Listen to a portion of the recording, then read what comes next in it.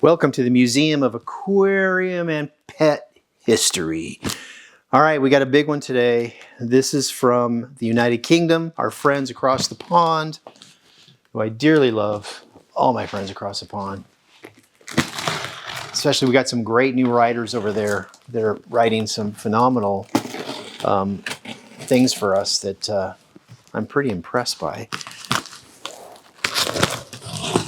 One of them, David Alderton, has probably published, I think he's the most published pet book author there is.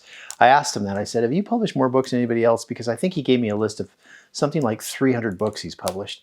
And he says, well, Axelrod might have me beat. And I'm thinking, I don't think Axelrod has you beat. I think you are the #1 pet book published author.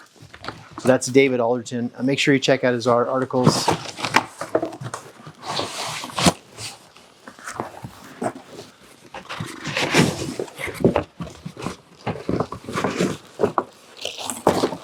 Oh, this is really cool.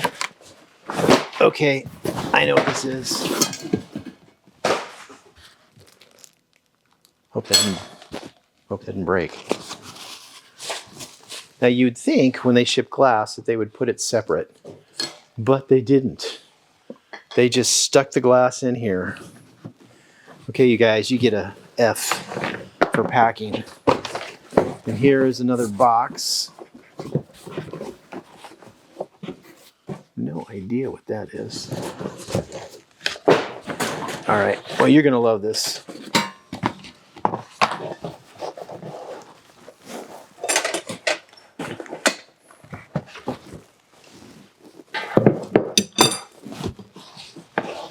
This is something I have never, ever seen before.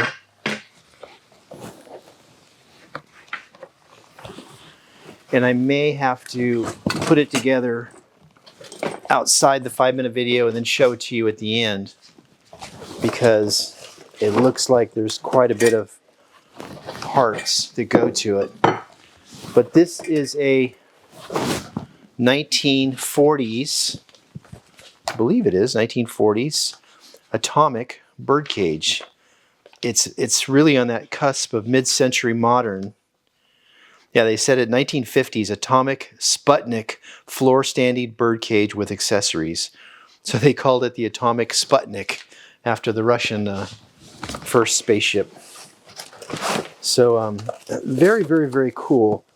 Has feeders that are plastic. And the feeders say Jenny cage. It says wash in warm, not hot or boiling water. So plastic feeders from Jenny cage. So this very possibly is an English Jenny cage, but it's got a Sputnik stand and it's got a mid-century modern top. It's really a very, very, very cool cage. And it is full of broken glass. Basically the seed guard, they did nothing to pack it separately. You know, they should have put it in bubble wrap in its own box. That would have been the smart thing to do, but they did not do that. You know, it just depends on what auction house you get. Some auction houses actually care and do a wonderful job, and some don't. Man, there's glass all over this. So yeah, this seed guard shattered, so we'll have to make new seed guards for it. So all right, let's do one more. Okay, might as well do 2 big ones. And again, we'll show you the Sputnik cage at the end, but I do want to open this gigantic one.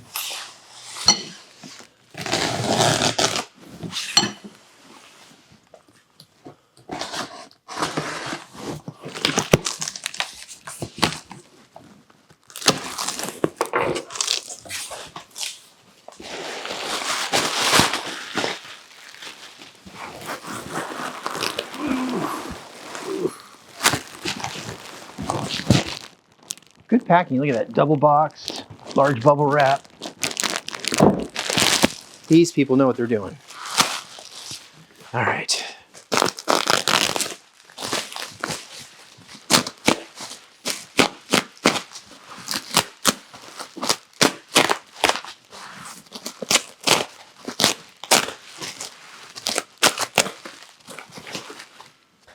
Ooh.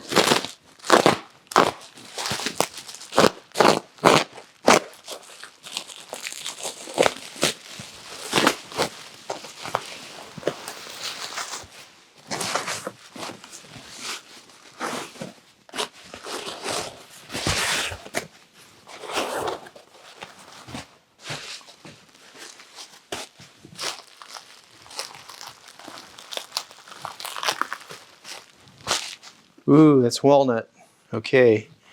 Whenever you get a wooden wire bird cage, especially with walnut, you know you're definitely looking at pre-1900. You're looking at Victorian era or earlier than Victorian era. So this cage, I would bet, oops, is about 1850s, right around there. It's really pretty. Super well made. And again, this is wooden wire before the Industrial Revolution, where cages were made out of all wire. And the early birdcage companies actually were generally commingled with washing machine, bicycle companies, things like that. There's very few standalone birdcage companies until about the 1860, right around there. So, well, I will take all the bubble wrap out at the end of the thing, but this is definitely a very, very old birdcage from about 1850, wooden wire.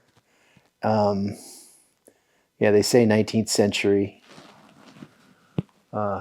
Boy, I wish I could tell you if it was French or American, but that's pretty difficult. It's very possible it's French, but we don't know for sure. But it's got the tray at the bottom. Anyways, it's a gorgeous cage. There we go. There's the front. All right. Thank you, guys. I really appreciate you. And again, I will see you again next week.